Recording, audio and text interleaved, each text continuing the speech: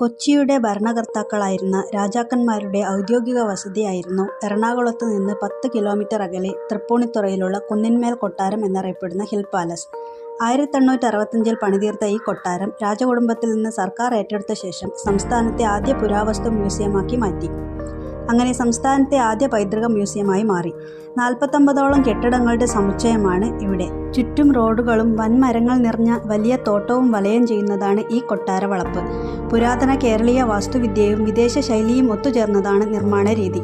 തട്ടുതട്ടായി തിരിച്ച 52 ഏക്കറോളം വരുന്ന ഉദ്യാനം മ്യൂസിയത്തിൻ്റെ സൗന്ദര്യം വർദ്ധിപ്പിക്കുന്നു. പഴയ കാലത്തെ ഓർമ്മിപ്പിക്കുന്ന എണ്ണച്ചായ ചിത്രങ്ങൾ, ചുവർച്ചിത്രങ്ങൾ, ശില്പങ്ങൾ, താളിയോലകൾ, കൊച്ചി മഹാരാജാക്കന്മാരുടെ അമൂല്യമായ വസ്തുക്കൾ, രാജസിംഹാസനങ്ങൾ എന്നിവ ഇവിടെ പ്രദർശിപ്പിച്ചിട്ടുണ്ട്. കൂടാതെ ചിൽഡ്രൻസ് പാർക്ക്, ഡിയർ പാർക്ക് എന്നിവയും ഇവിടെയുണ്ട്. തിങ്കളാഴ്ച ഒഴികെ മറ്റെല്ലാ ദിവസങ്ങളിലും രാവിലെ 9 മുതൽ 12 വരെയും ഉച്ചയ്ക്ക് 2 മുതൽ 4:30 വരെയും സന്ദർശന സമയമാണ്.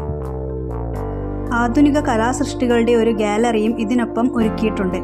കേരളത്തിൻ്റെ പൈതൃകം വെളിവാക്കുന്ന ഈ മ്യൂസിയം മലയാളികളുടെ അഭിമാനം കൂടിയാണ്.